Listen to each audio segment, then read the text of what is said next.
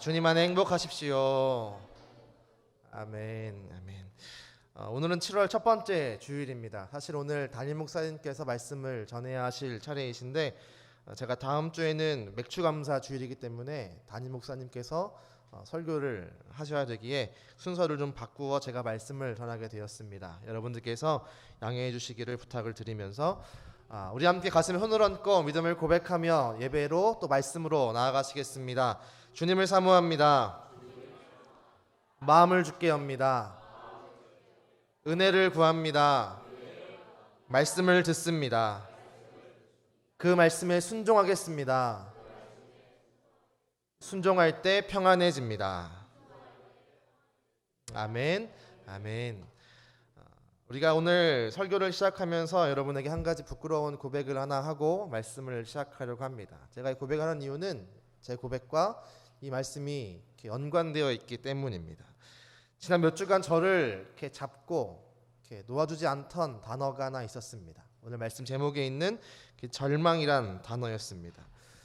몇 주간 저는 심각한 절망 가운데 허우적거렸습니다. 무력했고 스스로에 대한 비난과 비판의식이 너무나 커졌던 시기가 있었습니다. 자신감은 사라지고 불안하고 초조했던 모습이 지난 몇 주간의 제 모습이었습니다. 제가 하는 사역이 잘하고 있는 것일까? 내가 전하는 말씀은 또 내가 이 일을 과연 끝까지 최선을 다해 다할 수 있을까? 내 미래는 어떻게 될까? 여러 가지 고민 때문에 제가 때론 절망하고 때로는 고민 가운데 몇 주간을 보냈었습니다. 잠도 잘 오지 않고 새벽까지 깨어있던 시간이 꽤나 많이 있었던 주간이기도 했습니다. 점점 힘이 빠지고 제 머릿속에는 절망이란 단어에 사로잡혀서 불안하고 초조했던 몇 주간의 시간이 있었습니다. 그 가운데 저를 다시 한번 일으켜 세우고 다시 한번 힘을 내게 했던 말씀이 우리가 오늘 본 말씀 예레미야 애가서의 말씀입니다. 오늘 이 말씀을 읽으면서 제가 다시 힘을 얻었고 제가 한때 정말 가장 소중히 여겼던 다짐이지만 지금은 많이 잃어버렸던 옛 다짐을 다시 추억하며 기억하며 떠올리게 되었습니다. 그 다짐은 무엇인가 하면 한번 따라하면 좋을 것 같아요. 말씀이면 충분합니다. 이게 제가 신학교를 처음 들어갔을 때 가지고 있던 다짐이고 결심이었습니다. 말씀이면 충분하다. 다른 것 없어도 하나님의 말씀이면 충분하다. 근데 시간이 흘러가면서 제가 조금씩 변질되고 조금씩 이 생각을 잊어버리게 되었더라고요. 그러니까 제가 심각한 이렇게 영적인 절망감에 휩싸이게 되었습니다. 여러분, 말씀이면 충분한 줄로 믿으시기를 바랍니다. 여러분, 혹시 여러분 가운데 불안과 초조함 때문에 때론 삶의 문제와 무거운 일들 때문에 저와 같이 절망감으로 혹은 불안함으로 초조함으로 계신 분이 있다면 그 충분한 말씀을 듣고 회복하며 다시 힘을 얻게 되기를 주님의 이름으로 축원합니다. 오늘 제가 예레미야 애가서 말씀을 잠깐 좀 말씀을 드리고 말씀을 들으시면 더 이해가 되실 것 같아요. 여러분, 예레미야 애가서는 예레미야라고 하는 선지자가 쓴 책입니다.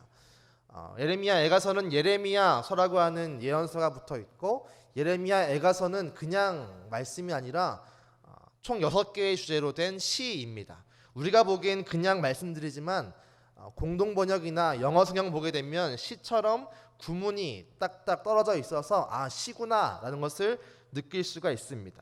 그 6개의 주제는 전부가 다 고통, 절망, 고난 이런 것들과 연결되어 있는 주제들입니다. 예레미야는 지금 어떤 상황인가 하면 이스라엘이 지금 북쪽엔 이스라엘로 남쪽엔 유다로 되어 있는데 북쪽의 이스라엘은 이미 망했고 남쪽에 있던 유다가 바벨론이라는 나라에 의해서 지금 침략당하고 있습니다. 더 나아가 예루살렘이 불타고 주님의 성전이 무너지고 성전 가운데 있는 거룩한 기물들이 이방인들의 손에 의해서 약탈되고 이방 신전으로 옮겨지고 있는 것입니다. 그런 모습 바라보면서 예레미야가 절망하고 고통 가운데 몸부림치고 있습니다. 단순히 물건, 단순히 성전만이 아니라 그 당시 남유다에 살고 있던 왕족들, 귀족들, 나름대로 잘 살고 있던 똑똑한 사람들, 그리고 부유한 계층들은 전부가 다 바벨론의 포로로 끌려가는 한마디로 나라가 완전하게 망하는 모습을 지금 보면서 예레미야가 슬퍼하며 애통해하며 지었던 시가 바로 예레미야 애가서입니다. 예레미야 애가는 그래서 이 예레미야의 안타까운 심정과 고난의 모습이 고스란히 잘 담겨 있습니다. 그런데 오늘 우리가 본 말씀은 예레미야가 그런 가운데 신기하게도 절망 가운데 있다가 급작스럽게 소망의 사람으로 바뀌는 장면이 오늘 말씀에 기록되어 있습니다. 오늘 이 말씀을 읽으면서 우리가 다시 한번 절망 가운데 혹은 고난 가운데 어려움 가운데 있다면 소망의 사람으로 바뀔 수 있는 은혜가 계기가 있게 되기를 주님의 이름으로 축복합니다. 오늘 이 말씀을 보면서 어떻게 하면 우리가 절망에서 소망으로 옮겨질 수 있는가, 과연 절망은 무엇이고 소망은 무엇인가를 살펴보려고 합니다. 여러분, 우리에게 언제 절망이 찾아오는가 하면 내가 가지고 있는 것만 의지할 때 절망이 찾아옵니다. 한번 따라해 볼까요? 내게 있는 것만 의지할 때 절망이 찾아옵니다. 여러분, 절망이 무엇이라고 생각하십니까? 제가 네이버에 절망에 대한 단어를 쳐봤더니 일반적인 정의는 바라볼 것이 없게 되어서 희망이 다 사라진 상태 혹은 희망을 끊어버린 상태라고 되어 있더라고요. 근데 그 밑에 또 하나가 붙어 있는데 철학적으로 어떻게 정의하느냐, 절망이란 인간이 극한 상황을 맞이해서 자신의 허무함, 자신의 유한함, 자신의 무능력함을 체감하고 아, 정말 나는 아무것도 아니구나 라는 것을 느끼는 정신 상태가 절망이다 라는 겁니다. 오늘 그 정의처럼 예레미야가 그런 절망 상태에 빠져 있는 겁니다. 우리 17절과 18절 한번 다 같이 읽기 원합니다. 17절과 18절 읽겠습니다. 시작. 주께서 내 심령이 평강에서 멀리 떠나게 하시니 내가 복을 내어버렸으며 스스로 이르기를 나의 힘과 여호와께 대한 내 소망이 끊어졌다 하였도다. 아멘. 예레미야가 소망이 끊어지고 하나님에 대한 소망도 자신에 대한 힘의 소망도 모든 것이 다 끊어졌다. 한마디로 깊은 절망 가운데 빠져 있었다라고 고백합니다. 예레미야는 절망합니다. 자신들의 민족이 포로로 끌려가고 예루살렘이 불타고 성전이 무너집니다. 이방 사람들에 의해서 거룩한 레위인만 만져야 될 성전의 기물들이 빼앗기고 약탈당하고 있습니다. 예레미야에겐 더 이상 희망이 보이지 않습니다. 그의 앞에 절망이 있고 그의 앞에 고난만이 가득했습니다. 그는 불안하고 초조했습니다.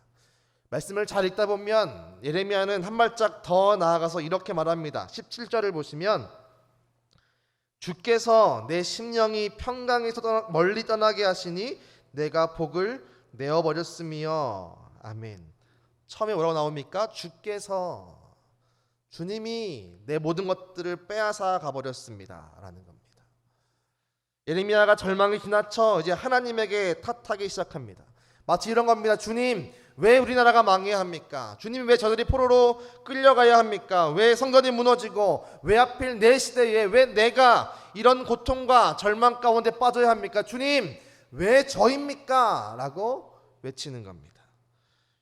여러분, 우리도 이런 경우가 있지 않습니까? 하나님, 왜 저입니까? 왜 제가 이렇게 힘들어야 합니까? 왜 내가 가난해야 하고 왜 나에게 시련을 주십니까? 왜 내 아이가 아파야 합니까? 왜 내가 직장에서 고통과 어려움을 겪어야 합니까? 왜 내 집은 항상 사건 사고가 많고 우한 질고가 많이 있습니까? 대체 왜 우리 교회는 부흥이 안 되고 대체 왜 나는 앞이 보이지 않습니까? 이런 절망감이 우리 가운데 있지 않습니까? 때론 이런 기도가 우리 가운데 있지는 않았습니까? 여러분, 우리 모두가 절망합니다. 사람마다 정도와 강도와 시기가 다를 뿐 모두가 다 절망에서 자유로울 수가 없습니다. 그 누구도 완벽하게 건강한 사람이 없듯이 그 누구도 절망에서 빠져나오지 못합니다. 더 무서운 것은 우리가 그런 깊은 절망이 왔을 때 다시 일어설 만한 힘이 우리 가운데 없다는 겁니다. 우리가 그 절망을 이겨내지 못하고 때로는 휘둘리고 절망감에 매몰되어서 정말 심각한 일을 겪게 될 때가 있다는 겁니다. 여러분, 그 이유가 무엇인지 아십니까? 내가 가지고 있는 것에만 집중하고 내가 가지고 있는 것을 통해서만 내가 힘을 얻고 위로를 받았기 때문입니다. 여러분, 우리에게 모두 있는 것들은 다 하나님 우리 가운데 허락한 것임을 분명히 믿으시기를 바랍니다.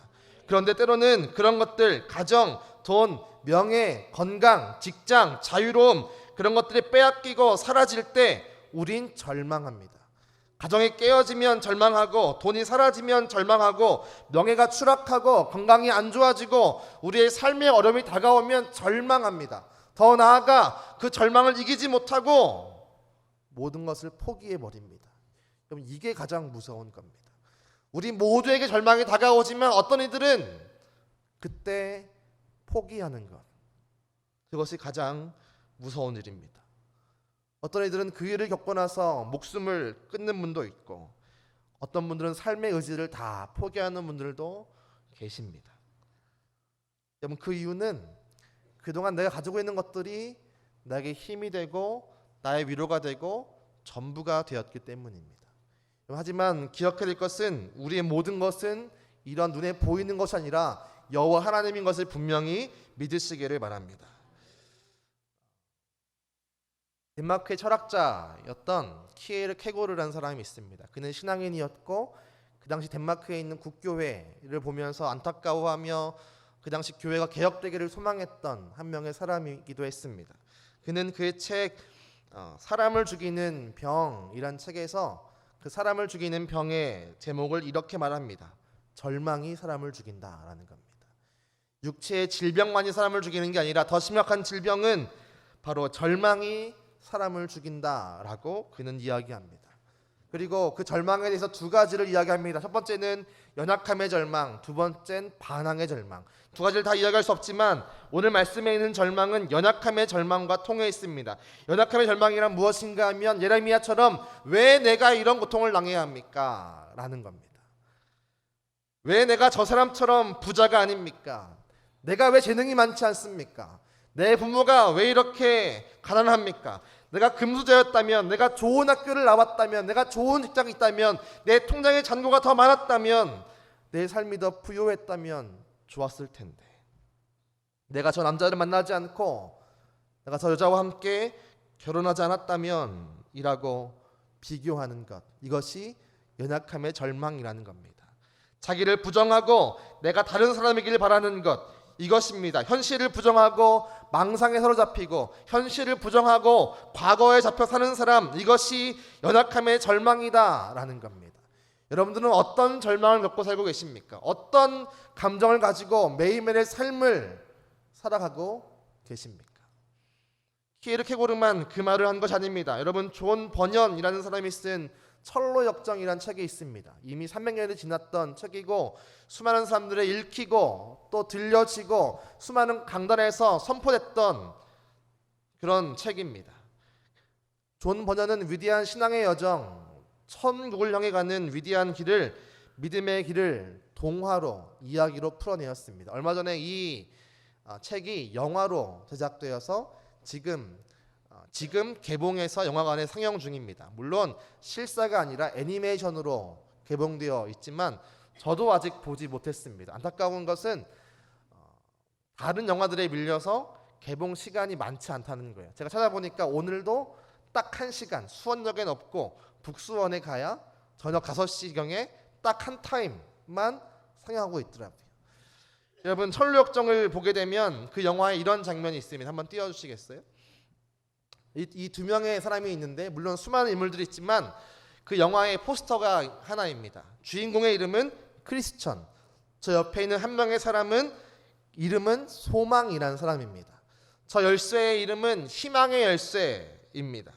여러분, 제가 영화는 보지 않았지만 아마 해석이 좀 다를 것 같아요, 번역이. 근데 책을 보면 이렇게 나와 있습니다. 어느 날 이 주인공 크리스천과 가는 길에 만난 소망이라는 사람이 한 성에 기대어 잠이 듭니다. 근데 그 성에서 잠을 잘 때 그 성의 이름이 무슨 성인가 하면 의심의 성이고 그 성의 주인의 이름은 절망거인입니다. 어느 날 드디어 이제 아침이 되어 이 두 명의 주인공이 잠에서 깼습니다. 근데 그때 마침 절망거인이 자신의 성을 돌아다니다가 허락 없이 잠을 자고 있는 두 명을 보게 됩니다. 그리고 둘을 데리고 그 의심의 성 안으로 들어갑니다. 그리고 이 두 명의 사람을 굶기기 시작합니다. 아무것도 주지 않고 먹이지 않기 시작합니다. 그렇게 시간이 지난 이후에 이 절망 거인에게 아내가 있는데 그 아내의 이름은 소심입니다. 그 아내가 절망 거인에게 이렇게 말합니다.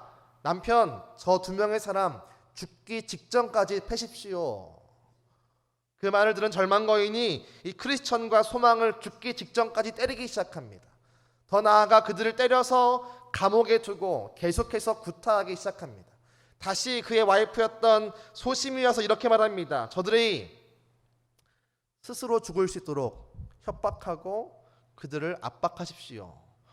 절망 거인이 그 얘기를 듣고 다시 2명에게 가서 그들을 구타하고 이렇게 말합니다. 너희들은 절대 이 성에서 빠져나갈 수가 없다. 나갈 수 있는 유일한 방법은 스스로 목숨을 끊는 것이다. 그리고 나서 이렇게 행동합니다. 그 2명을 데리고 그 성 안에서 죽어있던 사람들이 있는 뼈와 해골이 있는 곳으로 가서 그 뼈와 해골을 보여줍니다. 그것을 본 주인공 크리스천은 마음이 흔들립니다. 절망을 느끼고 정말 내가 죽어야겠다라고 자살을 꿈꾸기 시작합니다. 여러분 신기한 건데 그때 같이 구타를 당하고 같이 굶김당하고 같이 뼈를 보았던 옆에 있던 소망이란 사람이 이렇게 말합니다. 크리스천, 너 그건 잘못된 생각이야. 마음을 고쳐먹어야 돼. 그건 하나님이 싫어하시는 범죄 중에 하나야 라고 소망이 크리스천을 설득하기 시작합니다. 누가 설득한다고요? 소망이요. 그 이야기를 들었던 크리스천이 다시 마음을 고쳐먹고 2명의 사람이 다시 기도하고 그 감옥에서 찬양하며 하나님께 나아갑니다. 그리고 주인공이 까맣게 잊고 있었던 너무 품속 깊은 곳에 있어서 알지 못했던 모든 문을 다 열 수 있는 열쇠를 찾아냅니다. 그 열쇠가 희망의 열쇠. 그리고 그것으로 문을 열고 그 성에서 도망쳐 나옵니다. 설교역정의 많은 이야기 가운데 이 절망 거인이 주는 이야기의 핵심은 명확합니다. 우리가 절망 가운데 있을 때 우리에게 있는 것은 결국 죽음이라는 겁니다. 절망 거인이 우리 가운데 가득할 때, 절망 거인이 우리 앞에 다가올 때 우리네 수많은 사람들이 목숨을 끊고 절망하며 삶을 포기합니다. 여러분의 삶 가운데 이런 절망 거인이 찾아올 때 여러분들은 어떻게 하시겠습니까? 여러분 어떻게 이 절망을 이겨낼 수 있고 어떻게 이 절망 거인을 피할 수 있고 어떻게 하면 다시 일어나 믿음의 삶으로 다시 일어나 희망의 삶으로 다시 일어나 힘찬 삶을 살 수 있겠습니까? 여러분 우리에게 필요한 건 소망이 필요한 줄로 믿으시기 바랍니다. 우리에겐 소망이 필요합니다. 여러분 그렇다면 그 소망을 어떻게 하면 소유할 수가 있겠습니까? 그 소망을 소유할 수 있는 유일한 방법은 내가 가지고 있는 모든 것들을 채우시는 하나님과 친밀하게 있을 때 우리가 그 소망을 다시 얻게 될 줄로 믿으시기를 바랍니다. 여러분 소망이란 게 무엇입니까? 여러분 소망이란 것은 우리가 대부분 이야기를 거의 소원과 동일하게 이해합니다. 내가 바라는 것, 장래에 이루어질 일이라고 이야기합니다. 하지만 여러분 성경에서 말하는 소망은 그것과 조금 다릅니다. 성경에서는 소망에 대해서 언제나 관계가 있다라고 말합니다. 관계가 있을 때 소망이 생긴다 말합니다. 단순간 무언가가 이루어지길 바라는 것이 소망이 아니라 성경이 말하는 소망, 진짜 소망, 절망을 이길 수 있는 소망은 오직 하나님과의 바른 관계로부터 등장한다, 출발한다라고 우리 가운데 분명히 말씀하고 있는 겁니다. 우리 한번 따라해 볼까요? 진짜 소망은 하나님과의 바른 관계에서 출발합니다. 여러분 이것을 분명히 기억해야 합니다. 하나님과의 바른 관계가 우리에게 소망을 주는 겁니다. 어떤 이들은 소망을 이루기 위해선 긍정의 말을 해라, 긍정의 생각을 해라 라고 이야기합니다. 그리고 이렇게 조언합니다. 매일 아침 출근 전에 거울 앞에 서서 난 잘 될 거야, 난 잘 될 거야, 난 잘 될 거야 라고 10번을 외치십시오. 그럼 잘 될 겁니다. 물론 이 행동이 잘못된 건 아닙니다. 그런 긍정의 힘과 긍정의 말과 긍정의 결단이 우리 가운데 필요합니다. 하지만 그럼에도 불구하고 그건 절대 우리에게 완벽한 소망을 주지 않습니다. 그렇게 했는데 그 일이 이루어지지 않으면, 그렇게 했는데 내 마음대로 일이 되지 않으면 우린 결국 또 절망하고 다시 또 내 모습과 다른 사람을 비교하는 절망 가운데 빠지는 겁니다. 여러분, 우리는 믿음의 사람들은 그런 긍정의 힘, 그런 수준 낮은 절망이 아니라 우리가 가지고 있는 소망은 변치 않으시는 신실하신 주 안에 있음을 분명히 믿으시기를 바랍니다. 내 환경이 바뀌어도, 내 삶이 어려워도, 가진 것이 없어도, 때로는 노력해도 되는 것이 없어도, 그럼에도 불구하고 우리가 소망이 있는 이유는 우리 안에 주 여호와가 계시기 때문입니다. 신실하시고 강력하시고 위대하시며 우리의 모든 것들을 채우시는 하나님이 우리의 소망이신 것을 분명히 믿으시길 바랍니다. 이것을 믿지 않으면 절대 소망은 없습니다. 이것을 기억하지 않으면 절대 우린 다시 일어날 수가 없는 겁니다. 하박국은 이렇게 말합니다. 3장 17절에 무화과 나무가 무성하지 못해도, 포도나무에 열매가 없어도, 그리고 감람나무에 소출이 없고, 밭에 식물이 없고, 양이 없고, 외양간에 송아지가 없어도, 그 다음이 중요합니다. 난 여호와로 즐거워하고 기뻐할 것이다. 아무것도 없어도, 내가 노력해서 되는 것이 없어도 내게 하나님이 있으니 나에게 소망이 있고 힘이 있다. 그래서 즐거워하고 기뻐한다. 여러분, 이 고백이 우리 가운데 있게 되기를 주님의 이름으로 축원합니다. 여러분, 예레미야가 지금 오늘 말씀 가운데 절망하는 이유는 다 내게 있는 모든 것이 다 없어지기 때문입니다. 내게 있는 환경, 내가 있는 평안, 내가 가지고 있던 힘, 그것이 다 사라지자 예레미야가 절망하며 고통 가운데 슬퍼하는 겁니다. 여러분, 그런데 은혜는 무엇인가 하면 그렇게 절망했던 예레미야가 순식간에 갑작스럽게 소망의 사람으로 바뀐다는 겁니다. 우리 21절부터 23절 말씀 다 같이 읽겠습니다. 21절부터 23절 다 같이 읽습니다. 시작. 이것을 내가 내 마음에 담아두었더니 그것이 오히려 나의 소망이 되었사옴은 여호와의 인자와 긍휼이 무궁하심으로 우리가 진멸되지 아니니이다. 이것들이 아침마다 새로우니 주의 성실하심이 크시도소이다. 아멘. 그 고난과 절망을 내 마음에 두었는데 그럼에도 불구하고 내가 다시 소망이 생깁니다. 그 이유는 22절에 여호와의 인자가, 여호와의 긍휼하심이 무궁하시기 때문입니다. 그리고 그것들을 내가 23절에 보니까 매일 아침마다 보게 됩니다. 여러분, 그 다음 클라이막스가 무엇인지 아십니까? 그 다음 말씀 24절 말씀입니다. 한번 다 같이 한번 더 읽겠습니다. 시작. 내 심령에 이르기를 여호와는 나의 기업이시니 그러므로 내가 그를 바라리라 하도다. 아멘. 내 심령에 이르기를 여호와는 나의 기업이시니, 이게 가장 중요한 겁니다. 여러분, 기업이 무엇입니까? 기업이란 이스라엘 사람들이 모세와 여호수아를 통해 분배받은 땅을 기업이라고 이야기합니다. 그 땅을 대대로 끝까지 지켜야 하는 땅이었습니다. 근데 오늘 말씀을 보게 되면 예레미야는 지금 그 땅을 잃어버리고 있는 것을 보는 겁니다. 그 땅이 침략당하고 그 성읍이 침략당해서 다 불타고 없어지고 바벨론에 의해 빼앗기고 있는 것을 보고 있음에도 불구하고 예레미야가 고백하는 것은, 하나님, 저 땅이 우리의 기업이 아니라, 저 성읍이 우리의 기업이 아니라 하늘에 계신 하나님이 바로 우리의 기업입니다 라고 고백하는 것입니다. 다 빼앗기고 다 없어졌지만 그럼에도 불구하고 내가 하나님을 기억합니다. 그것들을 다시 채우시고 회복하시는 하나님을 내가 바라봅니다. 그때 내 마음에 소망이 생겼습니다. 지금 그렇게 이야기하는 겁니다. 예레미야가 절망해서 소망으로 옮겨진 이유, 그는 지금 아래에 있는 것, 땅에 있는 것을 보지 않고 눈을 들어 하늘에 있는 하나님을 볼 때 그의 마음이 소망으로 회복된 줄로 믿으시기를 바랍니다. 그럼 빌립보서의 말씀을 기억해야 합니다. 내게 능력 주시는 자 안에서 모든 것을 할 수 있느니라.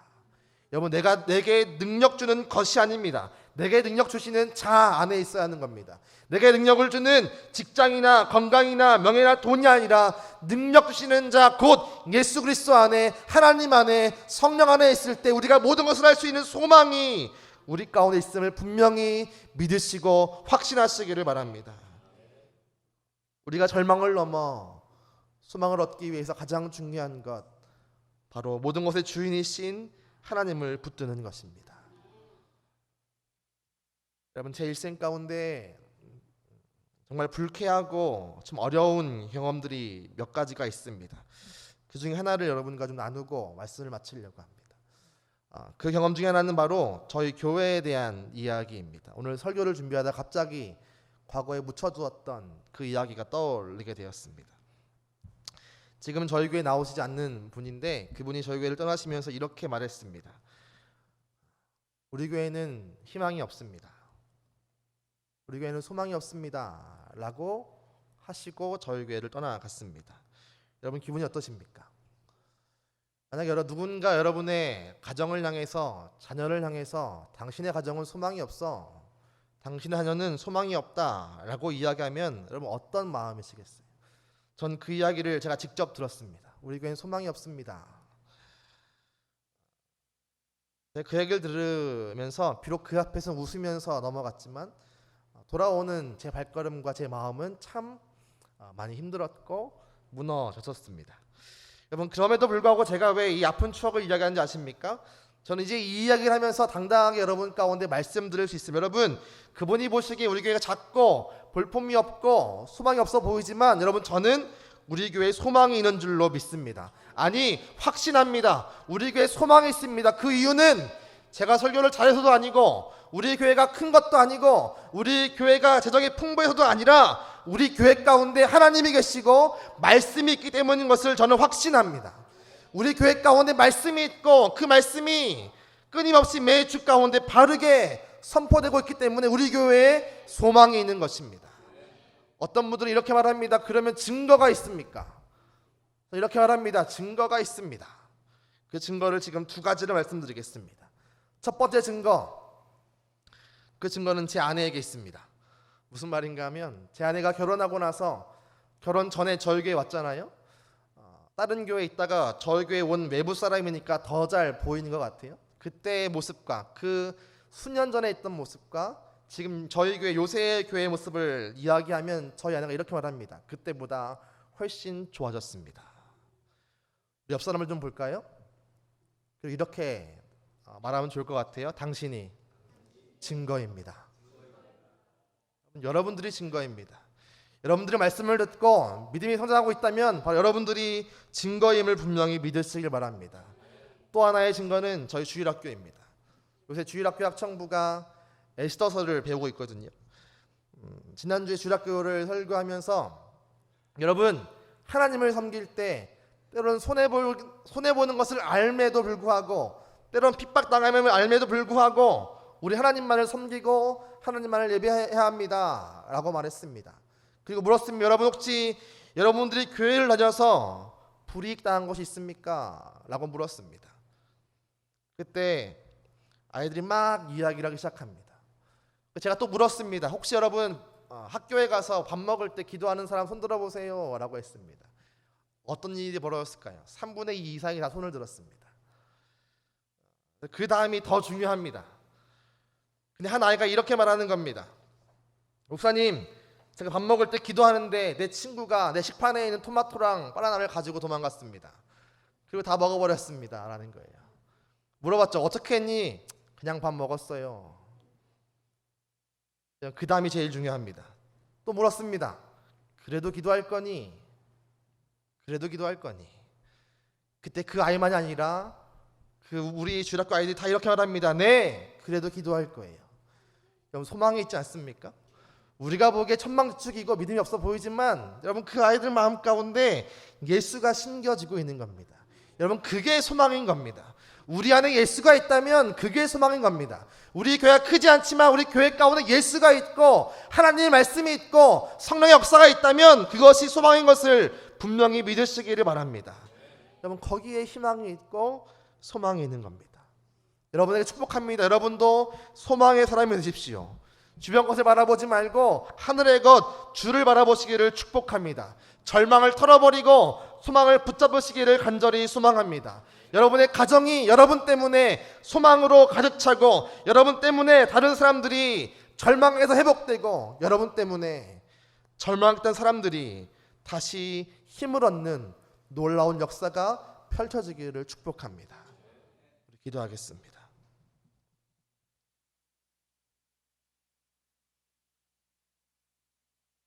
하나님 아버지 감사합니다. 오늘 예레미야의 말씀으로 우리를 다시 한번 절망 가운데 있지만 소망으로 옮긴 줄로 믿습니다.